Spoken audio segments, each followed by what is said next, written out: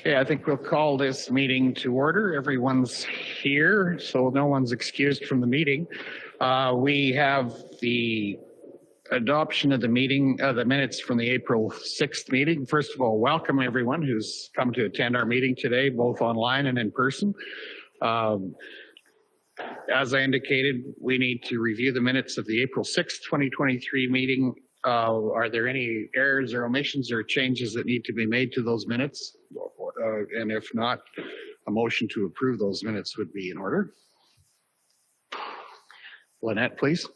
I'll make the motion to approve the minutes as presented. Thank you. All in favor of that motion, please indicate. That's carried. Thank you. Number 4 on our agenda is the call for post-agenda items. Is there anything that needs to be added to our agenda? Seeing none, a motion to adopt the agenda as presented. Kelly, all in favor of that motion, please indicate. That is carried as well. Thank you. At this point, we'll go to our standard question period or notices of motion. Are there any questions? Matt? I might just quickly answer the question that was asked in last session. Just reiterate the question. Yeah, the question was asked, is there a specific date that the animal control bylaw will be coming back to council? The short answer is no.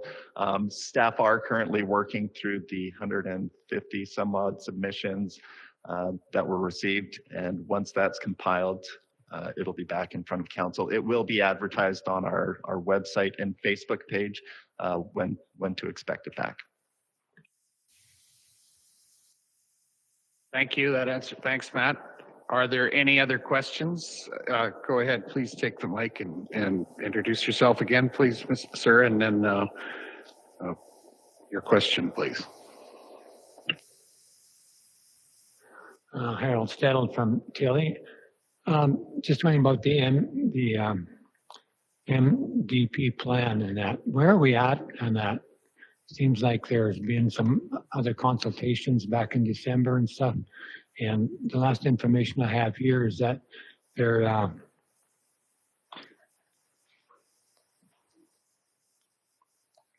pardon me. It says at the end of it here, it says, thanks people for providing our contribution as to what we think should change or not change in that. And it ends with check back soon for a consultated draft of the proposed MDP. When can we expect that, or is that already? Or I'll get Matt to add if I miss anything, but it is on our agenda today. The final draft of the MDP is on our agenda today for first reading, which following first reading, it will still be available for further consultation or further comment. But is that right? Matt? Has it been online that we can get a hold of it before, or is it just today's going to be happening? Matt, you can maybe answer the specifics of that. Yeah, so previous drafts have been circulated, feedback's been received. Some of that feedback's been incorporated into this final consolidated draft. After it receives first reading today, that will be circulated to the public for feedback.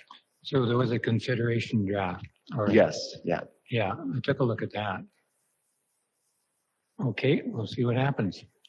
Thanks. Good, thank you. Greg, please. Yeah, I have additional question with respect to the MDP.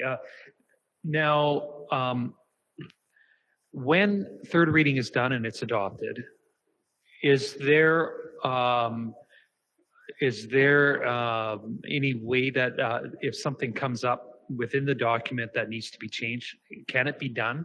And is it just goes through the regular motions through council after it's been adopted? Go ahead, Matt. Yeah, it would go through the same process currently. So you'd recommend edits. Administration would bring them for first reading. It'll get circulated to the public for feedback, second and third reading. So yeah, it's not an end, right? It's a living document, and edits will be expected to happen moving forward as the community grows and changes over time. Well, thanks, Matt. Are there any other questions? Matt, go ahead, please. So from online, Todd has passed along a question from a county ratepayer. Question is the county going to stand up to the AUC push for renewables that are not viable or just accept willy-nilly?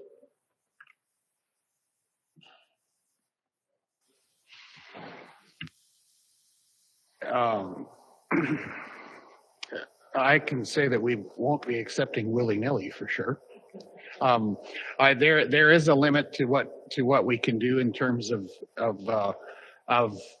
refusing AUC approved projects. But I think, as we've indicated in previous public meetings, and I refer even to last 2 weeks ago, we had a public meeting, and we have gone through significant discussions at the RMA, and that is the whole matter of AUC approval of energy facilities is something that is being considered and dealt with through RMA, and we are involved there and will continue to be. So we share the concerns, have heard the concerns of ratepayers and balancing the matter of infrastructure that contributes to our long-term future and some that might not are things that we're considering on a regular basis.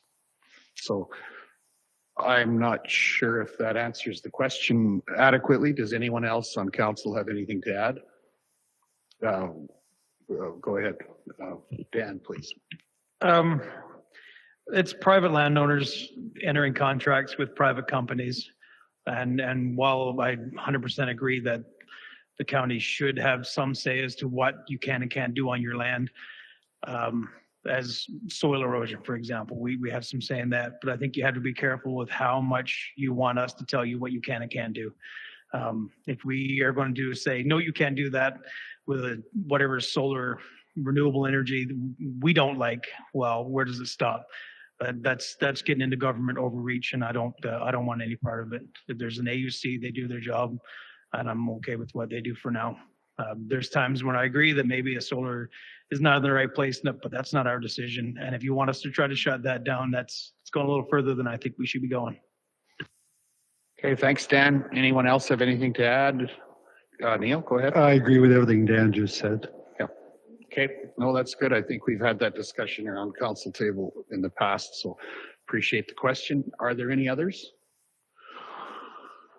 Seeing no other questions, I will suggest we move on, and I will refer with regard to our agenda that we do have scheduled presentations and meetings at 10:45, 11 o'clock, 11:30, 1 p.m. and 1:30 today. So we have a significant number of scheduled meetings, and it being very close to 10:45, I see that Michelle and Darcy Hemsing are here. I will suggest that we move to item number 10.5, recreation facility funding request updated from the Rolling Hills Ag Society, and go to Mr. Lane Johnson, who's going to give us a summary of where we're at from the perspective of our Director of Corporate Services. Welcome, Lane. Good morning. And yeah, go ahead. Yes, we can invite the Hemsings forward as well. Seat there, Darcy. Go ahead. So this is follow up on a previous matter that was considered by council. An application had been submitted by the Rolling Hills Ag Society for repairs to the compressor in the Rolling Hills Arena. And the request was that they needed to obtain a second quote. They have done that. You do have the information from that second quote in your agenda package here today. Now, in addition to that, I guess there's a request that council consider the cost sharing that would be applied to the funding request. In accordance with the policy that guides these funding decisions provides a range for funding that would be provided from the county. If it is considered an emergency repair, of course, the funding range for emergency repairs can be from 80 to 90% of the overall costs. If it's considered as planned and preventative maintenance, then that contribution from the county is reduced down to a range from 66 to 75%. So really that's the question I think that needs to be discussed and considered by council here this morning, and the Hemsings would like to speak to that as well. Yeah, thank you, Lane. And just for clarification, and maybe I guess it's in your presentation. Previously, we agreed to the coverage of the second part of that at the rate of 65%. Was that it? 75%. 75%, right? Okay. Okay. Thanks, Lane. Are there any questions, Elaine, at this point? Other questions? Lynette, go ahead, please. So we already approved 75% of what they asked, and we're being asked now for the 100%. Is that? No. Yeah. Go ahead, Lane. No, if it's considered an emergency repair, it would qualify for up to 90% of the overall cost. Right. So that's good. And we have Michelle and Darcy Hemsing here this morning from the Rolling Hills Ag Society. Welcome. I think you know everyone in the room here well enough. Welcome. And one of you want to speak to that? Michelle, or Darcy, either of you wanting to speak? Thank you for allowing us to come in here. What would you like me to just kind of say our piece? Is that what you're? Or sorry, thanks, Michelle. I guess partially that, or maybe just to take questions even. And sure. I think it'd be helpful, Michelle, if you explained why you see this as an urgent repair as opposed to an ongoing maintenance. That was really the crux of the issue. Okay, absolutely.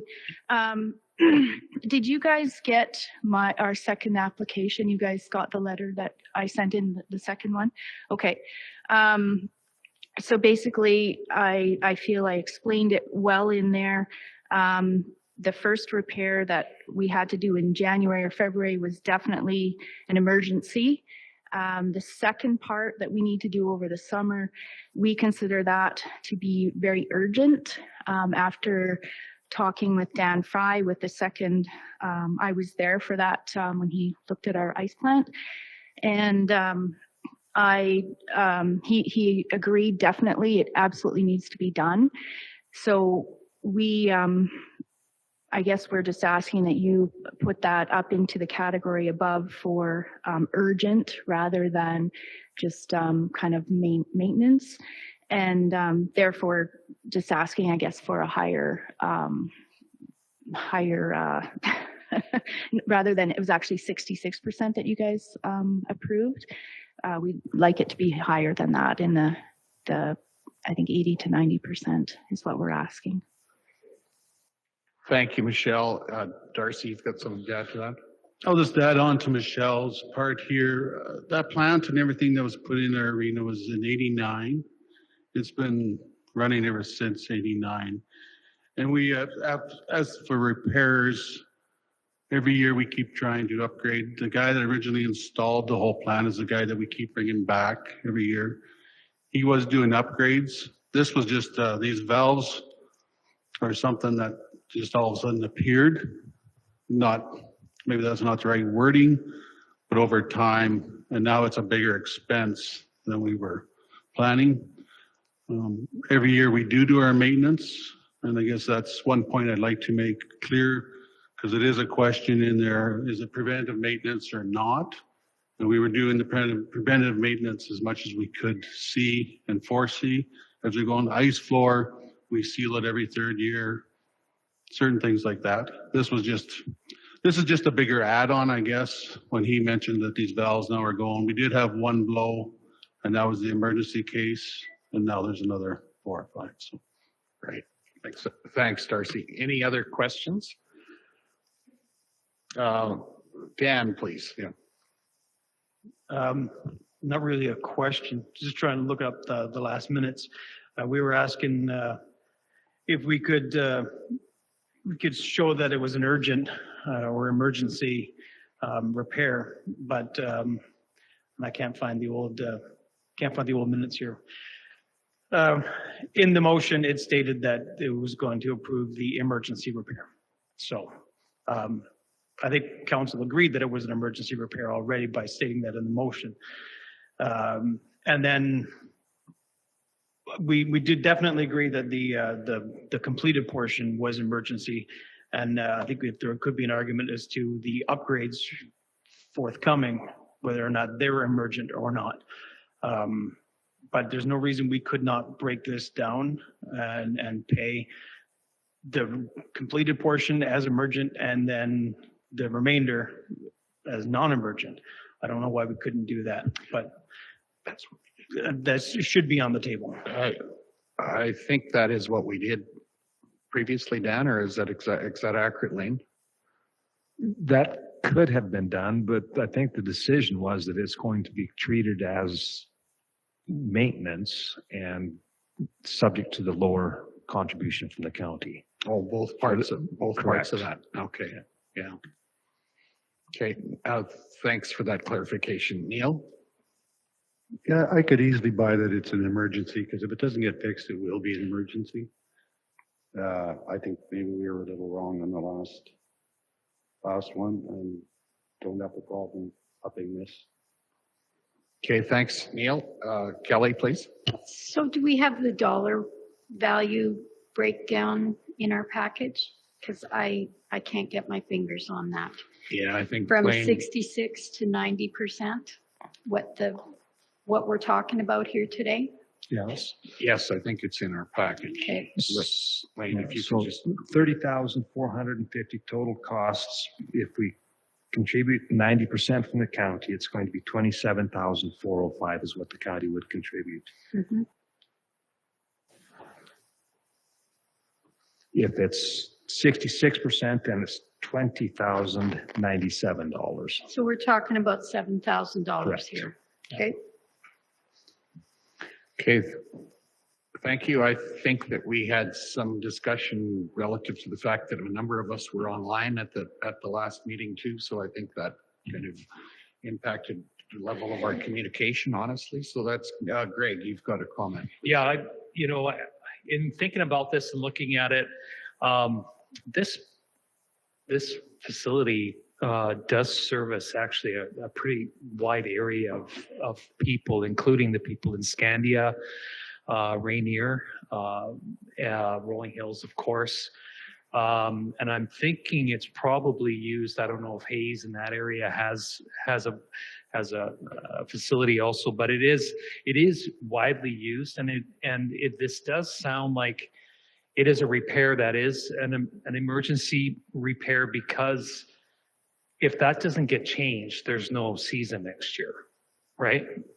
So I do think in order to keep that facility going, it is an emergency repair, and I do support the 90%. All right. Oh, go ahead, Darcy. Thanks, Greg. I just wanted to add to Greg, our main income, our main tenant is actually tournaments, and most of the teams are out of Calgary, Lethbridge, Medicine, and Saskatchewan, believe it or not. This year we had a total of 12 different tournaments, so 12 weekends of our winter was booked straight through. So we were lucky when that breakdown did happen. When it happened on a Monday, we were able to get it fixed without losing our ice for the weekend. So I just like to say, yeah, we have a lot of out-of-towners come into Brooks. They travel the community, they travel through the county. So we're bringing in other people. Yeah, thanks, Darcy. Adina, and then Kelly, please. Well, I just want to say excuse me, I'm a little concerned that it's becoming open season on our recreational facility project funding application, but I am prepared to make a motion for the 90%. Okay, thank you. We'll take that in just a minute. If we have, I think Kelly had a question or a comment. I do. Mr. Hemsing, you brought up your rental. So can I ask you what it costs for an out of town or an out of community ice rental? They book it by the hour. It works out to about $110 per hour. So depending on how many teams come and how much ice time they may need, sometimes 6 teams will book Friday night for 4 hours, Saturday 8 hours, Sunday 4 hours to do their tournaments. It depends a lot on on how many teams are coming and how much how many hours, that they request. And when was that rate last reviewed? We just increased it this year, 2022-23 season. Thank you. It's a lovely rate. It's quite a bit cheaper than other arenas that I'm aware of. Okay, thank you, Holly, and then go ahead. I'm sure it's less than rinks in like Calgary, but are you competitive with the other ones in the county of Newell? As far as we've checked with everybody else, Rosemary, we're right. Everybody's in the ballpark. We also have to take in consideration, we're not sitting right in town. We're not right in Brooks with hotels and everything. People still have to travel out and in. You start charging what they charge here in Brooks or in Calgary, we're going to get nothing. Then we might as well close all our those towns because they'll be done. Right. Okay, thank you. Any other questions? Ready to make a motion? Dina? All right, well, I'd like to make a motion that we consider this emergent and pay the 90%. Okay, thank you. Any further questions or discussion? All in favor of the motion, please indicate. Opposed? That's carried. That is carried. But thank you for coming in today, and I think clarification is a good thing. And as has been indicated, our effort is to support our local communities, and it's not a flat earth situation because every community has different facilities, and we appreciate the work you do in the Rolling Hills area to maintain community. That's important. Go ahead. Yes, I'd like to thank everybody for letting us come in to present. And I did go over this when we set up this rec thing. I was one of the guys with Neil when we went through this 2 years ago during COVID, trying to do it online. And one of the main things of that is everything is still learning. But one of the things I really took from that is people need to come in here to present to you guys so that you can understand exactly what's going on. Mm-hmm. It's hard to read off a paper and know, okay, that's what's happened there. Mm-hmm. So that was always my main thing, is if a person's requesting, please come in and to do this. And I thank you for letting us come in to do that. Appreciate you coming in. I think that the last time we discussed this, there was a number of us online, and it was we missed the person to person in some respects. So thanks for coming in. Yeah, thank you for the opportunity and being approachable. Thank you. Okay.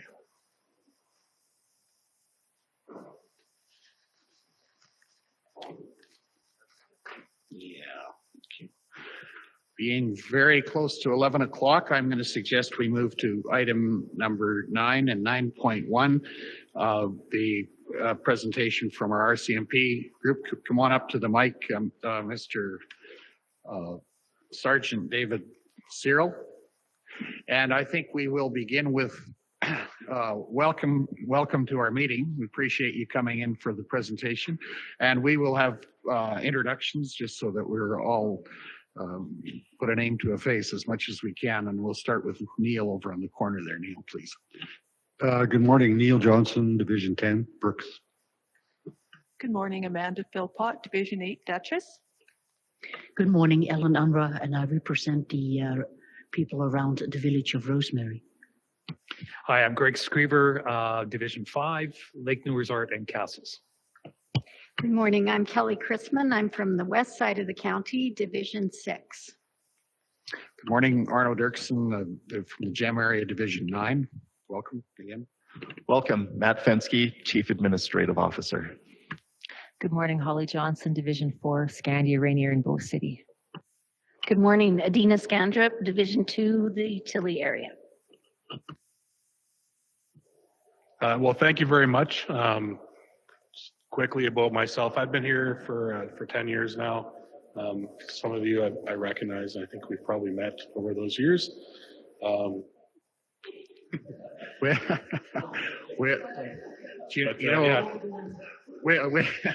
have you introduce yourselves, and then we'll just go around the room for everyone else's benefit as well. And then for sure, interested in your. So I'm Sergeant David Searle. I was recently promoted from a watch supervisor to the operations NCO position in the detachment, and Since Staff Sergeant Yetman's been off, I've been acting detachment commander in his place.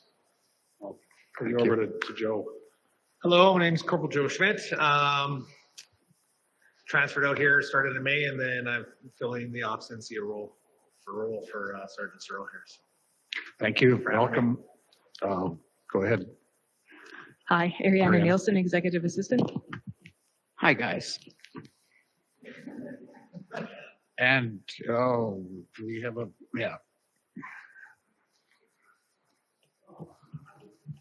I'll get in between. I'm Lynette Kopp. I'm the Patricia Millicent area. Great. Thanks, Lynette. Harold Tilly. Mary Lou Bency, Tilly. I'm Lane Johnson, the Director of Corporate Services. And Shannon Biat, Corporate Services Supervisor. Thank you. Welcome all. Go ahead. Sergeant Searle, please, sir. Thanks. Yeah, it was nice to meet everyone. Understand we don't have a whole lot of time here, so rather than go through what I send every quarter, I'd really like to focus on like our annual performance plan, our planning strategy for this coming year. So I did forward the community consultation survey results that we did with the city and the county, and really identified from the residents is they would like police to focus on property crime, drug enforcement, traffic, and community engagement. I think these are all great things. It's typically every year it's the same results from the communities, but we do want to get some input from our stakeholders, the county, the cities, the towns, and see if there's anything specific that you don't feel was addressed on that survey that you would like covered off. And just some of our plans for this coming year, we've done some restructuring in our detachment and created a new general investigative section position. So we've always had one member plainclothes officer who would typically assist our general duty members with investigating higher priority crimes, anything that's a little more taxing for our resources. This member has a strong background in more complex investigations. They typically undertake projects related to drug enforcement, property crime enforcement. So we've actually added a second position. So right away, like we're going to be ahead of the game for tackling drug and property crimes within our communities this year. We have our community engagement unit, which did some really good things last year, working with safe communities. We're planning similar things this year and a few more things in addition to that. So we're looking forward to that. And through our our proactive enforcement of traffic throughout the city and county, we're also working a lot closer with Red Cliff Traffic Services this year, getting some joint enforcement operations with them. So that's kind of our plan for this year. That being said, it's not on paper yet. So if I'd like to get input from you guys and see if we're missing anything, or if you're getting any feedback from the community on things that they'd like looked into. Okay, thank you for that. Is there any comments from anyone on council with regard to any of this?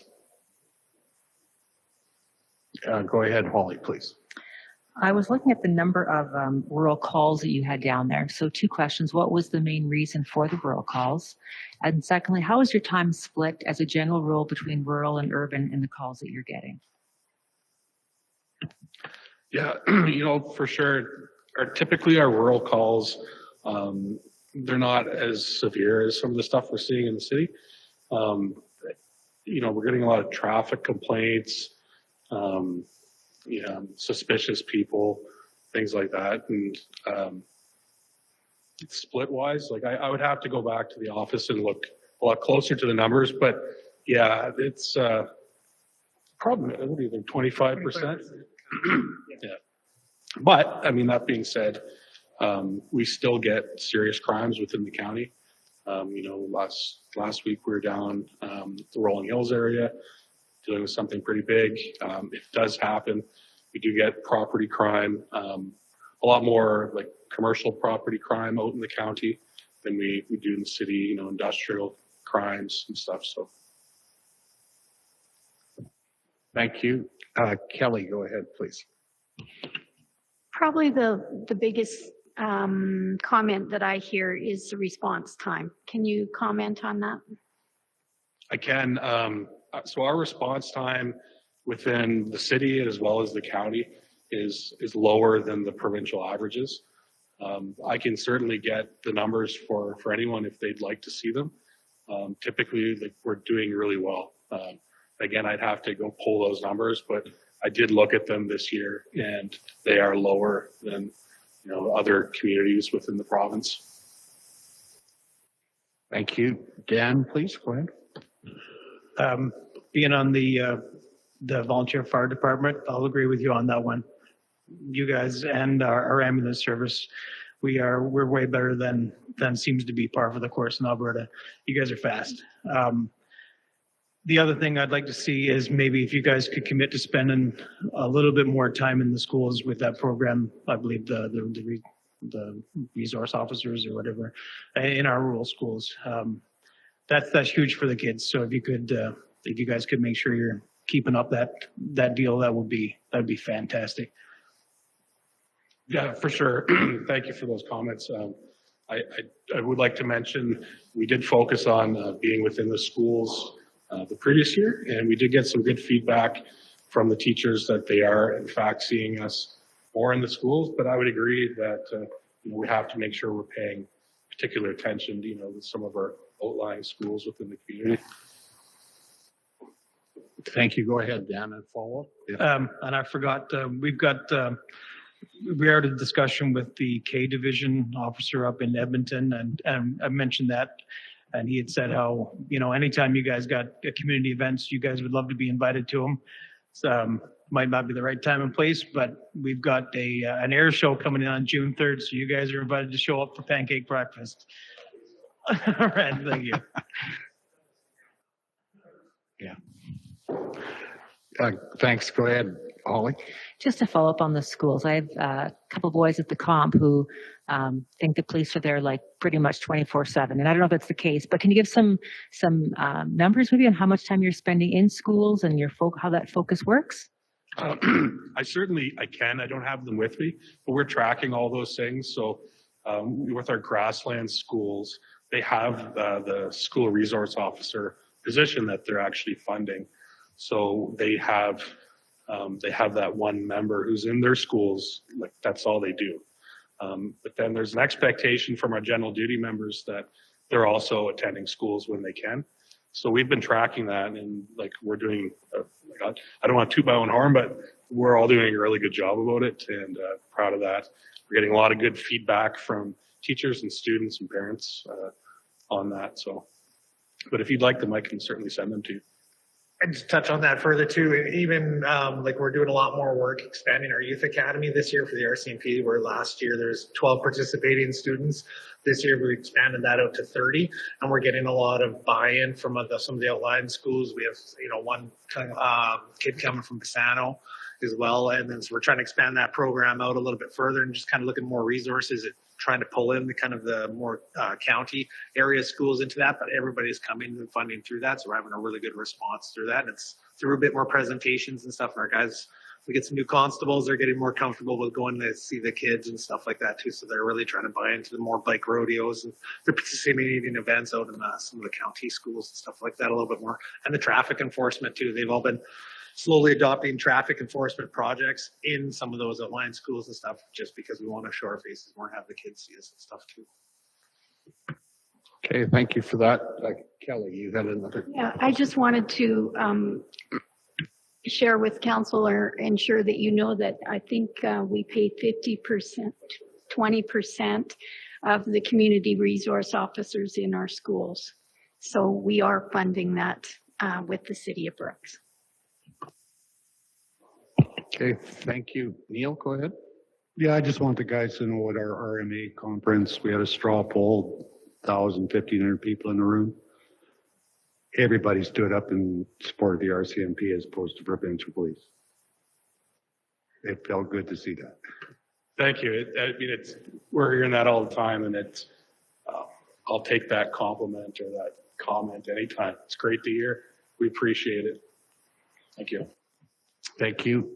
Anything else? Any other questions, or do you have anything else to add? I would just reiterate our appreciation for the work you do. And I didn't read all of your statistics in detail, but scanned them, and it looks pretty good actually for our area. And I think that's a credit to the people doing law enforcement, and also we're proud to represent what we think are pretty good citizens in our area who basically maybe don't always the letter of the law is one thing, but the spirit of the law is really important. And I think that's something that we all work together on. We appreciate your effort with regard to that. Thank you very much. I guess my only, before we leave, sounds to me like you guys are in agreement with the results of the survey. So we'll move forward with planning to tackle those issues within our communities this year. And certainly like that, our initiatives are never in stone. So if anything ever arises, or if you do get feedback from the community on something they would like to see more of, certainly just reach out to me or Joe, and we'll work on adding it to our plan for this year. Thank you. We appreciate that connection very much. So go ahead, Kelly. I just thought of another item as I was scrolling down our agenda. JBS traffic onto Highway 1. That is and has been historically a safety concern. I guess my question is, any suggestions short of putting an overpass in there, which we have no control over, but you have suggestions? So yeah, no, I hear you, and I've actually brought this concern up to the province several years ago, and didn't really get the response that I was looking for. But I know that it's been discussed several times. I would agree, like it's just a matter of time before serious things have happened at the intersection. And I'm surprised we don't get more. And Joe can touch on this. My understanding is that whole thing is being revisited now, and that there might be some plans to make some corrections to that intersection. Joe? Yeah, I've been speaking with some of the GPS managers.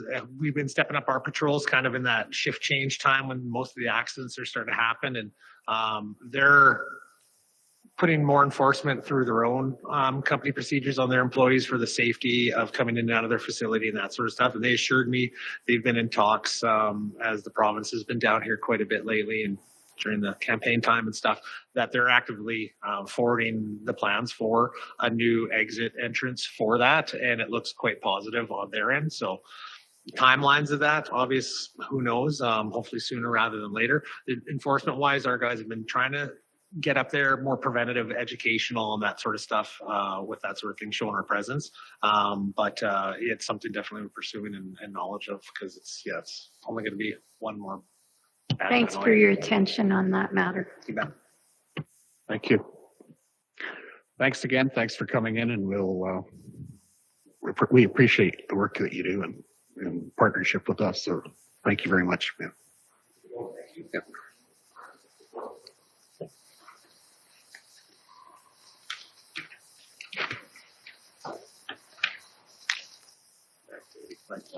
Yeah. Yeah. Yep. Shannon, please. We have a public hearing beginning in 15 minutes, but at this point we'll take 8.1.1. Shannon, welcome. Motion for tax rates, please. Go ahead. Hi, yeah, so bylaw 2053-23 for the tax rates for this year. There's no changes and no concerns were raised, so I'm just here looking for second and third reading, please. Okay, thank you. Are there any questions or comments? Go ahead, Holly. I'll move second reading. Thank you. All in favor of second reading for tax rates? That is carried. Thank you. Similarly, someone have a motion for third reading. Dan, please. Yep. I'll make the motion. Yeah, all in favor that we approve third reading for the tax rates? That is carried. Thank you.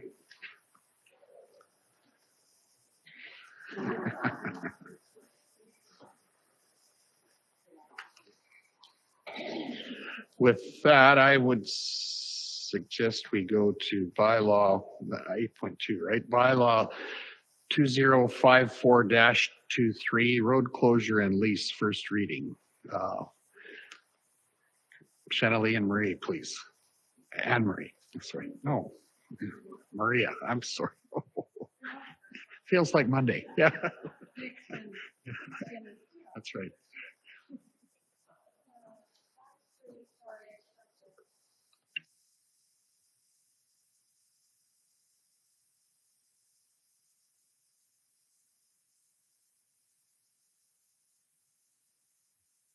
We're at 8.3 actually, yeah. Would it be possible to wait on that one because the applicant would like to join us, and I did suggest that that's after 11:30. But Yeah, if that's you fine. wish, I could go with something else, the planning and development report. Yeah, 8.4, right?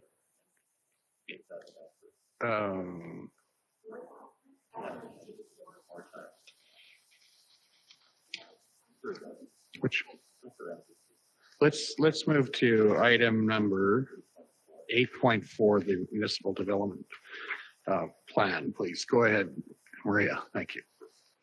Thank you.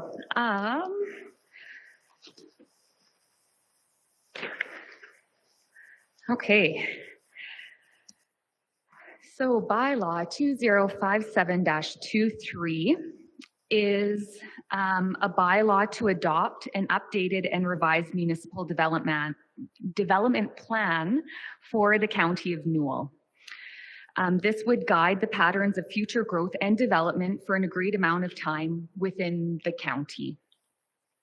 It is recommended that first reading be given to bylaw 2057-23 to adopt the municipal development plan as presented in the attached, with amendments that I will discuss further should they be approved by council, and that a public hearing be set for May 25th. The desired outcome is for the municipal development plan to reflect the future expectations of life and business within the County of Newell while respecting the environmental, social, and economic needs of county residents and ratepayers. The MDP should be a living document that can adapt to changing conditions with periodic reviews. This process began in mid-2022 with a council visioning session and a session with a technical committee, which included people from different departments within the county, economic development, ag services, municipal services. An online survey was made available in early fall 2022 to get input from the community on local priorities and concerns, and an in-person open house was hosted at the county office in December. These sessions allowed administration to begin creating policy for the MDP. So just an idea of the involvement that we received during the public consultation process. We received 115 online survey responses. The in-person open house, we had 5 community members attend. That doesn't include some of the council members and staff that were there as well. Virtual open house received 350 total visitors, 200 unique views. We also had an in-person meeting at Rolling Hills, which was very well attended. The draft policies that were created after this public consultation process were sent to the technical committee and also council for review in March. Amendments were made based on the feedback that we received. And then we sent this draft to our municipal neighbors and other organizations that included the NRCB for comment in attempt to address any major issues prior to today. The circulation draft was also made available on the county website. So attached is the final draft of the MDP, which shows all the changes made to the original circulation draft. So what was presented to council in March, and then what we had changed based on formatting error or formatting corrections, as well as some of the discussions we had with our municipal neighbors and some of the councillors. So those are shown in red. The intent of the plan is not to alter, the intent of the plan, the original plan, is not altered by these edits. Their purpose is to help provide greater clarity on the intent and improve the legibility of the MDP. So should council give first reading to the MDP today, the document will then be circulated again to required referral agencies as well as our municipal neighbors so that they have an additional opportunity to comment at the public hearing. So the responses that we received. So we did receive comments from the City of Brooks, Town of Bizano, Village of Dutchess, the MD of Tabor, and the NRCB regarding the circulation draft. We'll start with the great things. The MD of Tabor did not foresee any concerns from an intermunicipal development plan perspective.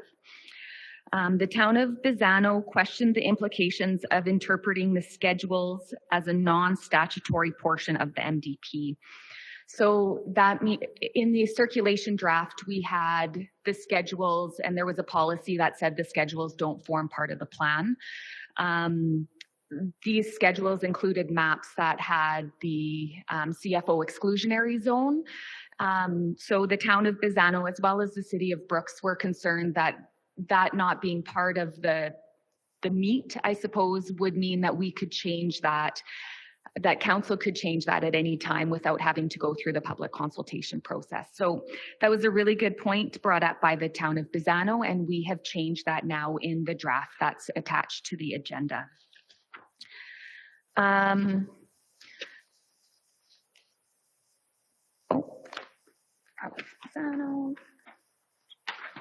Okay. Okay, the City of Brooks and the Village of Dutchess also raised concerns with policy 3.5G. So it currently reads, discourage the following development within 1.6 kilometers or 1 mile from the boundary of a city, town, village, hamlet, area structure plan, or area redevelopment plan boundary, or the distance identified in the intermunicipal development plan, whichever is greater. 1, wind energy facility, 2, sour gas facility, 3, sand or gravel resource extraction. So the City of Brooks would like this section to be reworded that the following development shall not be permitted within 1 mile of those locations. County staff recommends that maintaining the current wording with discourage, as this policy speaks to not only areas surrounding our urban neighbors. So the word discourage allows for some flexibility based on sound planning considerations to consider these types of developments should they be suited for the proposed location. An example would be an area structure plan that is not built to its full capacity yet. Maybe it's a plan that council could one day decide they want to rescind. If we use shall not, then any of these facilities should really not happen, should not happen there. And there's no flexibility to consider. The intermunicipal development plans should speak to developments that shall not be permitted within the boundaries. So because the IDP supersedes the MDP, staff thinks that the word discourage should be okay. The City of Brooks suggested adding subpoint 4.2D that reads, consider extensions of municipal infrastructure if they support IDP, ICF policy and initiatives. So the MDP is a document that guides growth specifically in the County of Newell. This policy could be added to reflect the work the county has done to maintain strong regional cooperation. However, the MDP should focus on the county's infrastructure, and the IDPs and the ICFs can speak to mutually beneficial infrastructure where and when relevant. The City of Brooks would like to see the future development map updated to incorporate the transportation corridor along Highway 542 out to Highway 36 as per the growth study discussions with ISL. The growth study is something that we have been working on with the City of Brooks, and we haven't been able to present it to council yet because we're still waiting on some last minute comments from the city. So this future development map that is on the or included in the current municipal development plan reflects our current policy.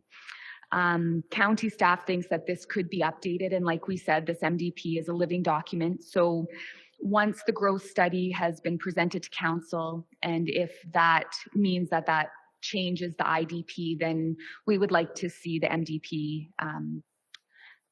altered so that everything is congruent. So it's staff recommendation that we work with what's currently adopted policy. The City of Brooks also requested that in the rewrite of the IDP, the City of Brooks would like to further discuss and review 3.5H. This policy is for new or expanding confined feeding operations, as they feel there is more information required on this topic.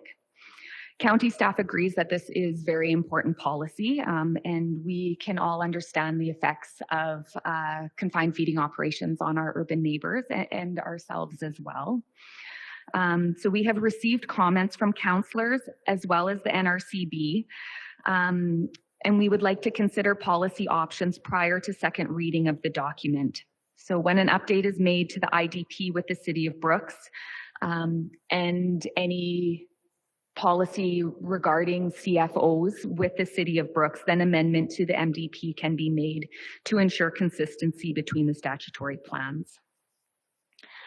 The City of Brooks recommends removing the word residential in Schedule 8.3A, which is information on area structure plans, as they would like area structure plans to be required for any multi-lot development within the IDP area. And administration agrees with this suggestion, and we have made those edits in the draft that is presented today. We received a comment from the Village of Dutchess with wording in 4.5B3, create user fee equity and avoid duplication of services, which is a policy that's in the MDP. Their concern is that it will essentially override the volunteer committees that operate many of the facilities within our communities, or eliminate some facilities without community input. So the policy reads 4.5B, continue to work with municipal neighbors, relevant government agencies and regional commissions to, and then point 3 is develop recreation, social and cultural cost sharing agreements to improve accessibility, create user fee equity and avoid duplication of services. County staff responded to the Village of Dutchess that the goal of this policy is for the continued development of frameworks to efficiently plan recreation throughout the region. To avoid a duplication of services simply means to focus on facilities that have sufficient usage to justify their investment. So staff do not recommend changes in regard to this comment. Another comment from Dutchess was a policy addition is proposed under section, this is not Dutchess. A policy addition is proposed under section 5.5. That section is culturally and socially active communities, as recommended by Councillor Chrisman. It is at Council's discretion whether this policy should be added or not. And the policy suggestion is continue to support the Joint Services Committee, the Grasslands Regional FCSS, and the Newell Housing Foundation in delivering economic development, social programming, and housing to the community. Comments were also received from the NRCB, which we have not had the opportunity to address. So no recommendations are being made by staff at this time, but we are working on it. So we're working on reviewing these comments and considering them, and we will present any applicable amendments at the public hearing for council consideration. So the preferred strategy for this MDP is that the attached list of formatting edits were put together after further review was conducted by administration. And after receiving more comments from external organizations on the circulation draft, it is recommended that this list be adopted as presented. So that was an attachment called formatting edits to the agenda package.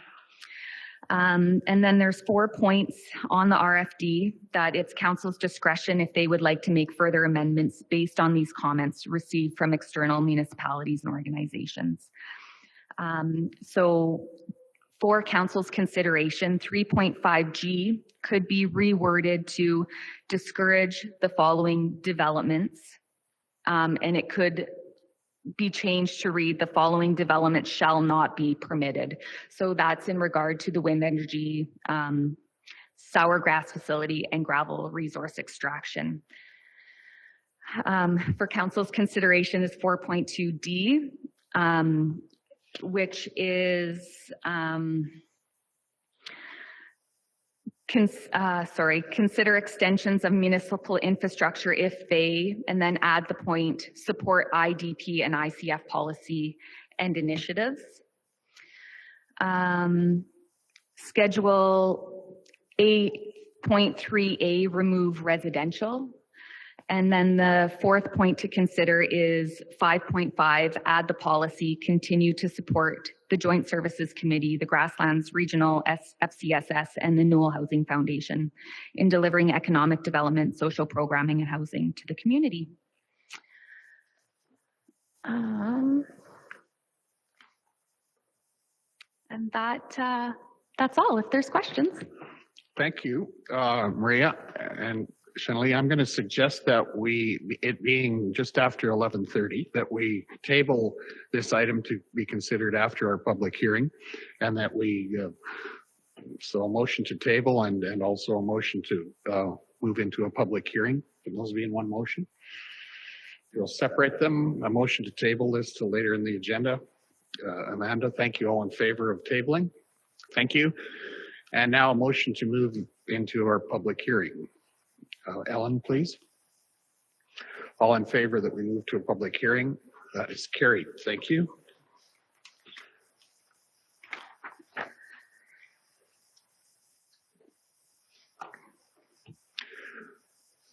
So we'll move to item number 7.2.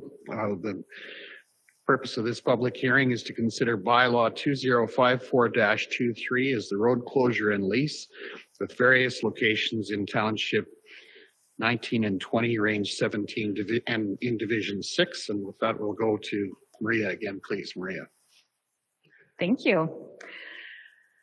Okay, so the purpose of this application is to close the road allowances outlined in the attached map and lease to the applicant to facilitate new and existing irrigation practices. It is recommended that should no concerns come out of the public hearing, that the public hearing be closed and first reading be given to the closure and lease of the listed land locations. The relevant policy includes the Municipal Government Act and the Road Allowance Closure Process Policy 2016 PPW 002. The subject lands are in Division 6, southeast of the town of Bizano, and all the parcels in this area are zoned to agriculture. The applicant would like to install a wiper pivot between the northeast of 32 and the northwest of 33, 1917. This is also an opportunity to close road allowances that are being irrigated currently. So that includes road allowances adjacent to the north of the northeast of 31 and the east of the northeast of 6. So this application does not affect legal access to any of the parcels. The application was circulated to internal departments and there were no concerns with the closure and lease of the road allowances. We also circulated to adjacent landowners and required referrals. Pioneer Gas, Fortis, and ACO Gas had no concerns, and there were no other comments or objections received from adjacent landowners or referrals. Thank you, Maria. And I'm not sure that we have anyone that's attending to make comments or ask questions with regard to the public hearing. Is there anyone online? Todd? Seeing none. Any public comments or questions? Seeing none, I think we can move out of our public hearing on a motion. Holly, please. I motion about a public hearing. Okay, all in favor that we move out of the public hearing, please indicate. That's carried. Thank you.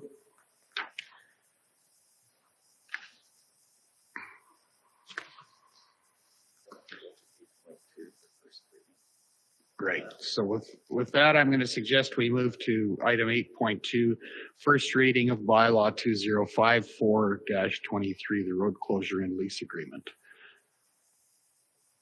Neil? Yeah, I would make that motion. We went over this last time and because it's a lease, I think it's great. Yeah. Thank you. All in favor, please indicate. Opposed, that's carried. Thank you.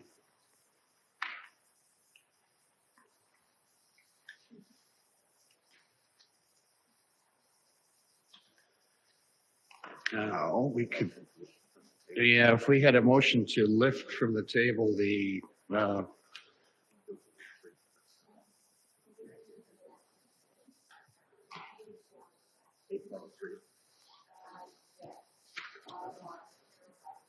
okay, with that we have Scott Clark online, so I'm going to suggest that we move to item 8.3 bylaw 2056-23. Is that right? Go ahead, Maria. Maybe you can just cover it out. Thank you. So the purpose of this application is to, oh, I should pull it up so you can see it on the map. Okay, thanks. To redesignate all of this parcel located in the northwest quarter, which lies north of Highway number 1 and west of the canal right-of-way in the northwest of 341814, as shown on the map. It's currently in the Agriculture General District, and the applicant would like to change it to the Business Rural District. It is recommended that first reading be given to bylaw 2056-23, and that the application be heard at a public hearing. The subject parcel is in Division 10, directly east of the city of Brooks. The applicant is proposing to develop a solar photovoltaic powered electrical vehicle charging facility with accessory uses on the parcel. The purpose of the Business Rural District is to provide for the location of commercial and light industrial development in rural areas, which will not compromise agricultural operations. The Business Rural District allows for solar panels, freestanding, and a gas station as a discretionary use. While the proposed development will not dispense fuel and oil products, the operation of an electric charging station will operate similarly to a gas station. The parcel north of the subject location, are zoned Business Rural District and Residential Rural District. Parcels directly east of the parcel are in the Agriculture General District of our land use bylaw. The subject parcel is located adjacent to the city of Brooks.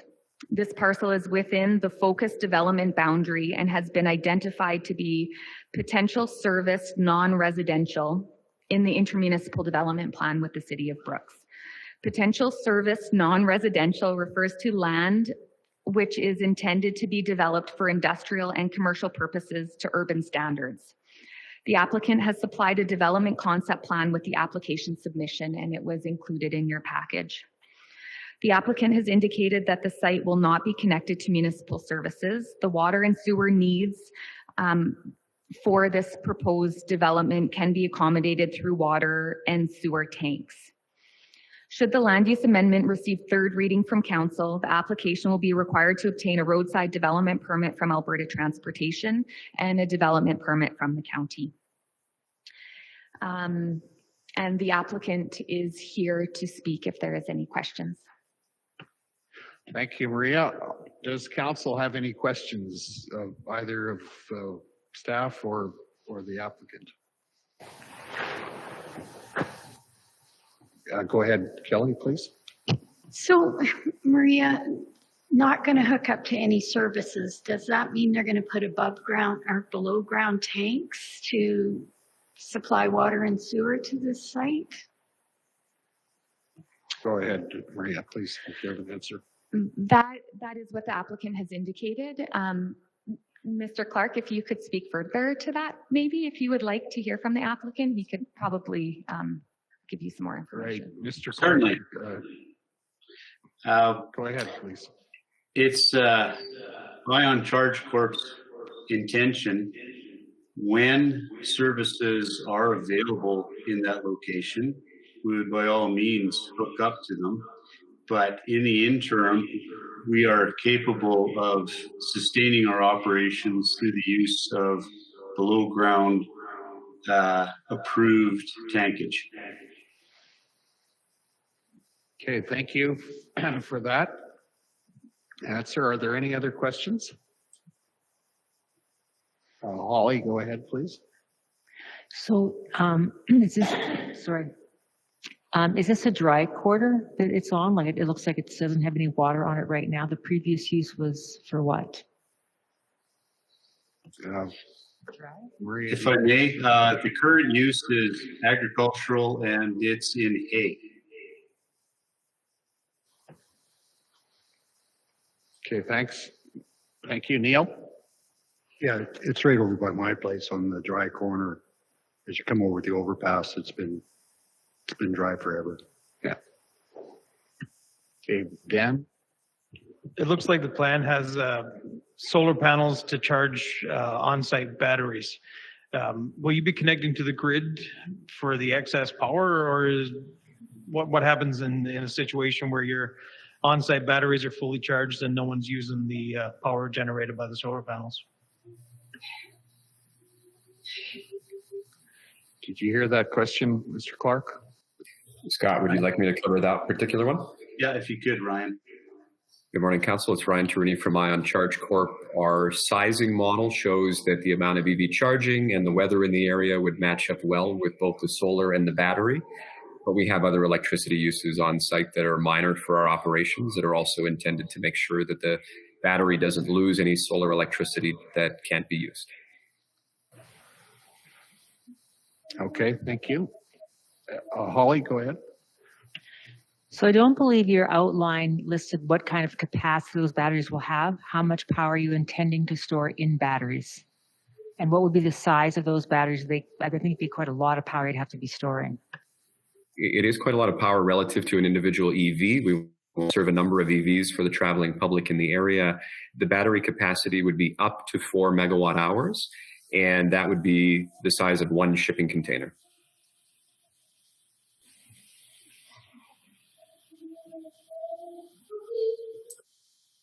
Okay, thank you. Any other questions?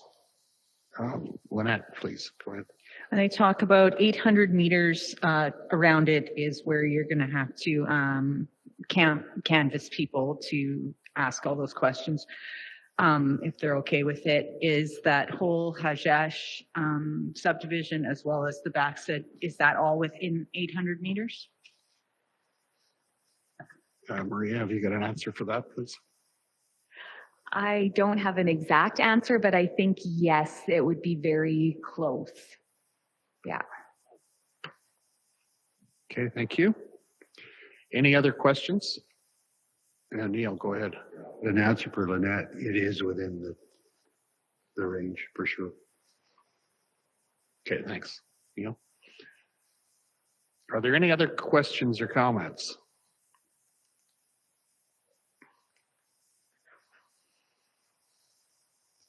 Seeing none. Oh, Dan, sorry, go ahead, please.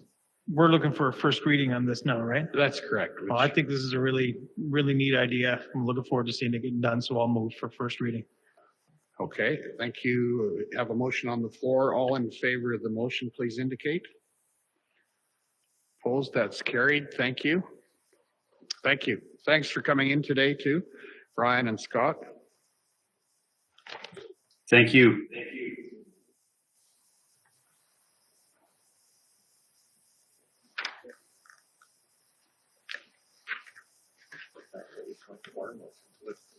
All right. Thanks. Holly? Is it appropriate for us to request that people who want this actually appear in person? It's very difficult to understand often. If we're giving approvals, should not be expectation, we can say we prefer to have people in person to ask questions. Who can answer that?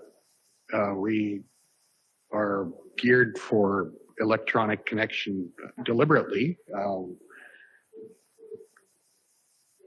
Okay.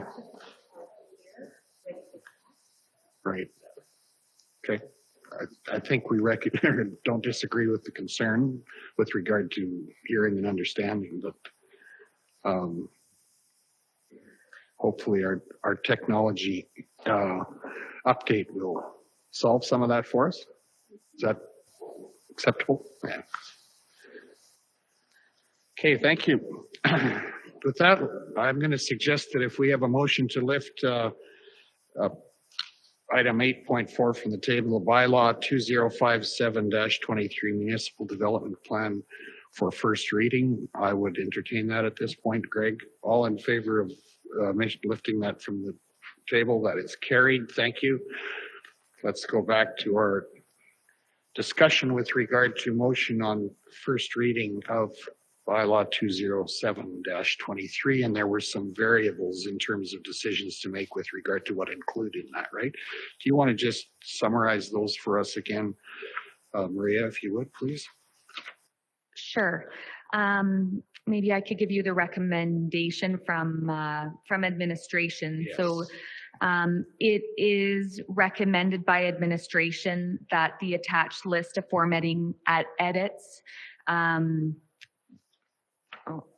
I guess maybe I should just read it out loud. The first reading be given to bylaw 2057-23 to adopt the MDP as presented in the attached with the amendments that were provided as an attachment. There were also 4 points that council could consider. The recommended points would be that in Schedule A3, A4, that residential be removed for the area structure plan requirements, so that an area structure plan is required for any type of multi-lot subdivision that's proposed, industrial, residential, commercial. Also, plans that could be considered would be to add 4.2D, add an additional point to support IDP/ICF policy and initiatives, as this does speak to regional partnerships. However, the IDPs and the ICF speak to our mutually agreed upon areas, so that's something to consider. Another point that administration would say is a good consideration is to continue to support the Joint Services Committee, the Grasslands Regional FCSS, and the Newell Housing Foundation in delivering economic development, social programming, and housing to the community. The fourth point that council could consider is in 3.5G, reword discourage the following development to read the following development shall not be permitted. This point is not recommended by administration. Right. Thank you. We have that. That's in our narrative. Kelly, go ahead, please. So first off, I want to commend staff for their patience and their due diligence in getting this out to communities and to ratepayers, and collating it to this degree has been challenging, I would suspect. I also want to ask just a point of clarity. Would it be fair to say that the planning organizations for the town of Bassano, city of Brooks, and village of Dutchess is different from the county of Newell? So I see a nod. All right. So basically, this information probably came from their planning departments, which is good information to have. But I want to point out to everybody that the county of Newell has a separate planning department than those other three communities. So I would like to move first reading. Option 1 with the recommended strategies minus the first strategy, 3.5G. Okay, that is as per recommendation, basically, is the motion you're making. It is. Thank you. Holly, go ahead, please. I'm curious as to the reason, or the benefit, I guess, of adding 5.5 for two reasons.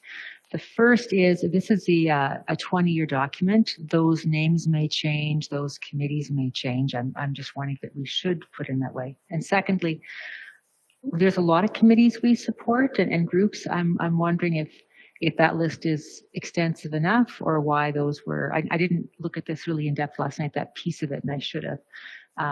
If there was a reason, just we thought those three were the ones to focus on. Kelly, do you have, I think that was as per your recommendation or your suggestion. Do you have a comment on that?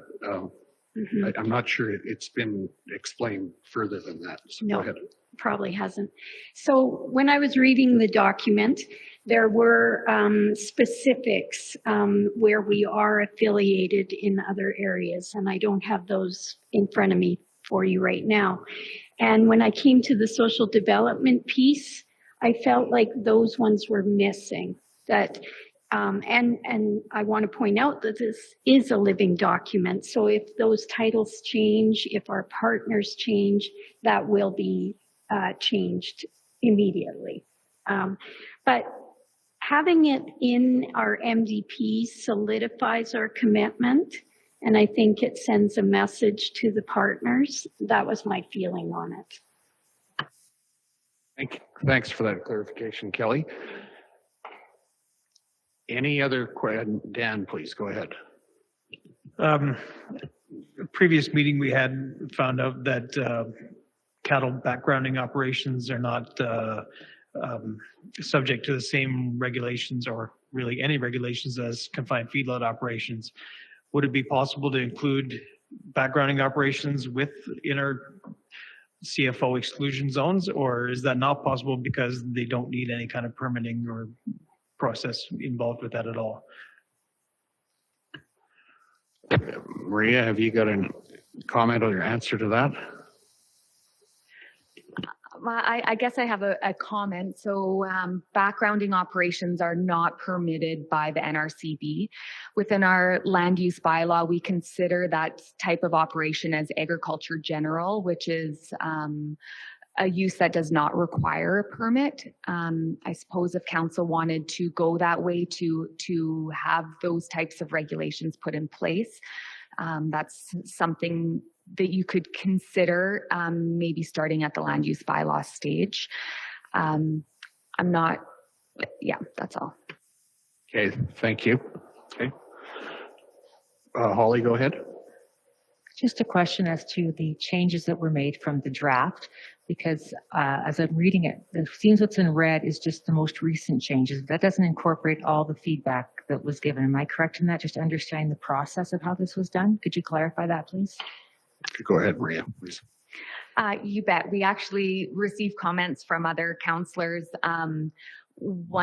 before we were putting together the circulation document. So we were able to put those into effect right away before we circulated it. Some of these policies that are now in the RFD are ones that we received later, including the policies that are in that formatting attachment. Those were what we received from the technical committee after the due date, I suppose. So they weren't included in that circulation draft. So we wanted to make sure that we were being completely transparent by showing exactly what was changed from that circulation draft that was made public and circulated to the adjacent municipalities, and what we are presenting today to council. Okay, thanks, Maria. Follow up, Polly? Yeah, just to follow up. So I understand the process. I know it in first reading. So when people would like to give more feedback, how do they do that? Like when a ratepayer says to me, I don't like something in here, how should they go from this point on? Go ahead, Maria, please. I think that's a great question and important for everyone who has, because everyone in the county is affected by this document, I suppose. So now if council provides first reading to this, then we will circulate it again, make it available on the website, and then the public hearing is held. So prior to the public hearing, we will take any letters, comments, we'll formulate recommendations for council, and then everyone has the opportunity to speak at the public hearing according to the guidelines set out by council. And changes can be made after the public hearing prior to second reading. Great. Thank you for that clarification. And I think just in terms of detail, that this recommendation or the motion that we have on the table also sets a public hearing for May the 25th as well. So that's the time frame, and I appreciate the explanation that there's opportunity for people to respond to staff prior to that as well, so that and that will all be considered before second reading is proceeded with. So Neil, please. Yeah, just on your comment, that backgrounding, finishing a lot business leaves a really huge loophole. You might as well have no regulation as that. Whether we want to get into that or not, that's a pretty fine line. That's potentially a big discussion, but I think that it isn't necessarily it's not new either. It's something that's been there for a long time. So yeah, or that comment, right? So, or I mean, the consideration for how that's dealt with is not new in this document by any means. So go ahead, Polly. However, as you said this morning, Dan, telling people they can and can't do on their own land tends not to go well. So it's kind of on that same line. I know what you're saying, but we have to be careful what we do. Yeah, interesting discussions. No, all good comments. Go ahead, Lynette. Well, and thoughts about the fellow that was in at our question period talking about mud on the highway and such, right? That all comes with those kinds of things. Mm-hmm. As well as any rain event or moisture event.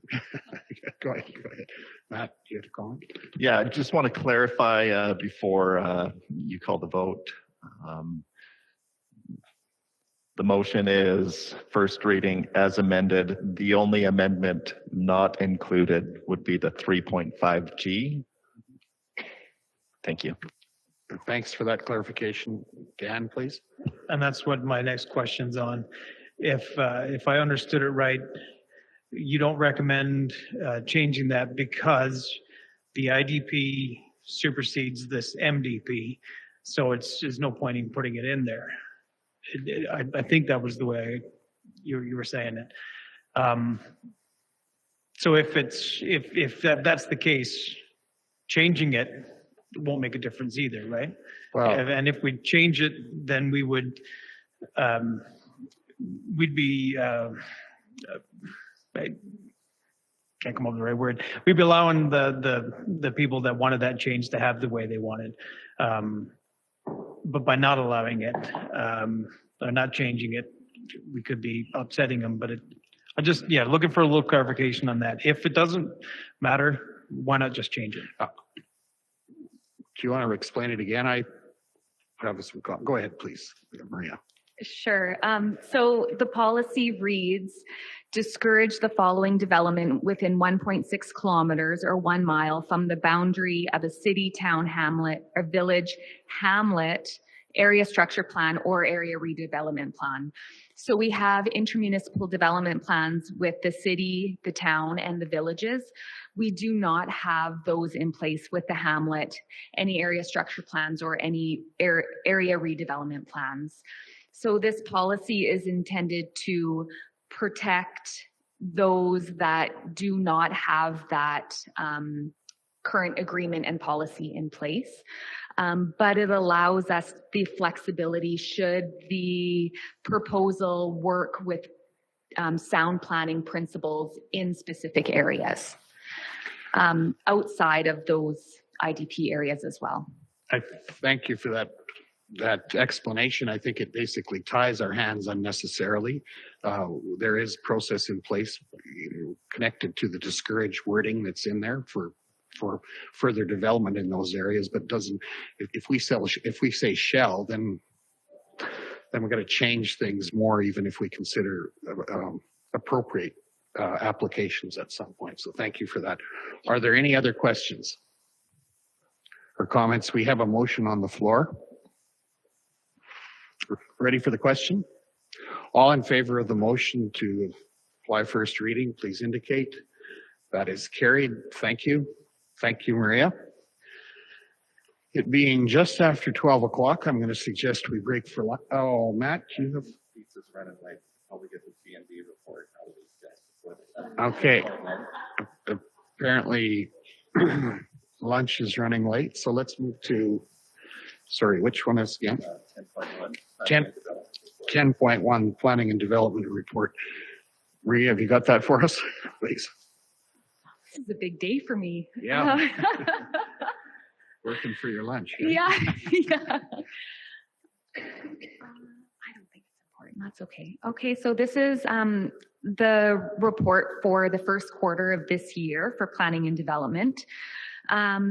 In the report, I talk about some of the timelines that our department is responsible for maintaining as per the Municipal Government Act and the Subdivision and Development Regulations. And then I also have some numbers. Generally, we're down from last year at this time, but it's not, we're kind of on average through the last few years. Subdivisions are kind of status quo, as well as development permits. There isn't anything more exciting than you've already seen at the Municipal Planning Commission. So one thing that I do have that I didn't have the ability to add to this report is that the AUC has scheduled a hearing for Solarcraft for the Brook Solar Farm Amendment. So that is an oral hearing, a virtual oral hearing from June 12th to 15th, in case council is interested in that. The interveners had to supply written evidence today was their deadline, and now they go back and forth with the applicant until June 1st, and then the hearing's on the 12th. And other than that, if you have any questions, I am more than happy to answer. Thank you, Maria. Are there any questions? Seeing none, a motion to accept the report as presented, please indicate, or please, Holly, go ahead. All in favor of that motion, please indicate. Thank you. And Matt wisely, I think, pointed out that we have item number 10.2 yet, which is the, if we take that before lunch, I think that, go ahead, Channelie, please. Thank you. Development permit 2023014 is to provide approval for an existing operation of a shooting range and the installation of a shipping container. Approval of 3 existing shipping containers, 2 of them with a variance to the setback and 18 existing signs on the parcel. The subject parcel was redesignated from agricultural general to direct control in August of 2022. The shooting range has been in operation on these parcels prior to the land use bylaw being adopted. Therefore, the parcels were considered legal non-conforming prior to the redesignation. Direct control parcel states that accessory buildings must be 100 feet or 30 meters from other parcels. There's 2 existing shipping containers that were installed on the property line. The applicants are requesting a variance of 0 to that setback from the interior property line. There was no issues or concerns from staff. There was no response from adjacent landowners. We reached out to the City of Brooks IDP members and they had no concerns and did not request a meeting. Staff is recommending approval with the variance to the setback of the 2 of the existing shipping containers. Yeah, that's it. Thank you for that, Shanley. Any questions? Lynette, please go ahead. Can you explain why we need to know that there's 18 signs on the property?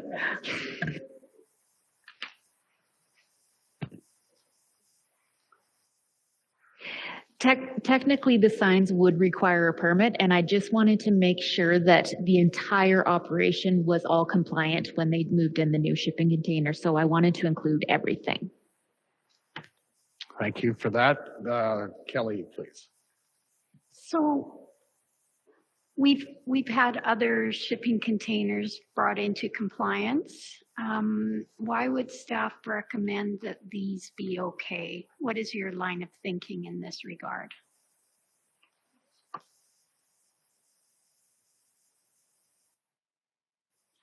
Go ahead, Maria, please. These shipping containers are used for their operation. Given the location of where they are, there's really very little nuisance factor. And because they are using it for their facility is the reason we would recommend it. Thanks, Maria. Lynette, you've got a question? Our other shipping containers were in like more residential areas as well. Is that not right?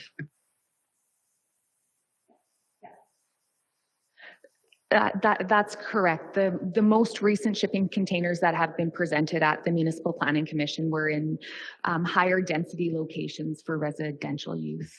Great, thank you. Neil, please. Yeah, this thing is a really well-used facility. Fish and Game does a good job. It's in the middle of nowhere out there. I think we should go ahead. I'll actually make the motion. Okay, thanks, Neil. We have a motion to approve the development permit as presented. Any further questions? All in favor of the motion, please indicate. Thank you, that's carried. We're still on a roll. 10.3, appointments to the Regional Assessment Review Board.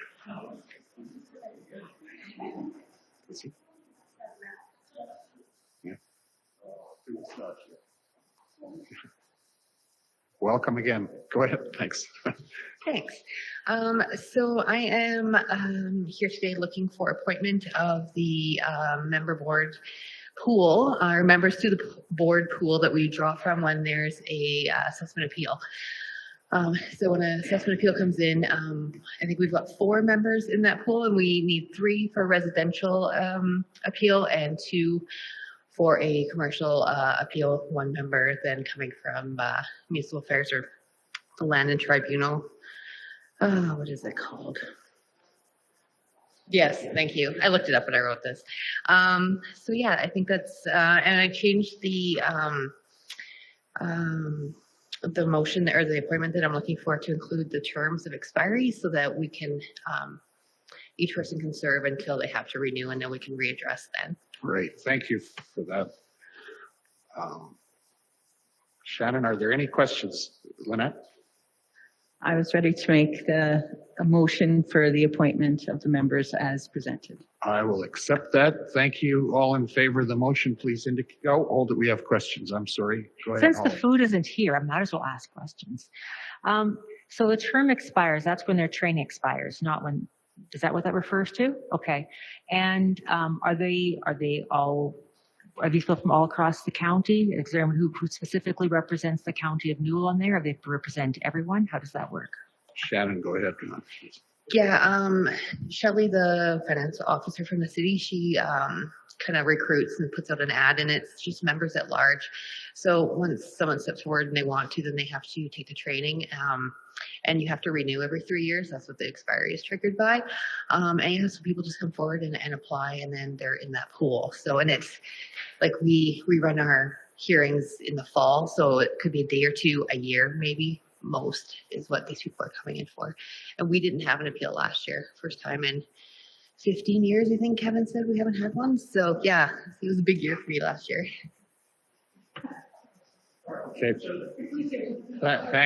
Thank you. Just said a major distraction from behind you, Shannon. Okay. We have a motion on the floor. Any other questions? All in favor of the motion to approve, please indicate. That's carried. Thank you. Thank you, Shannon.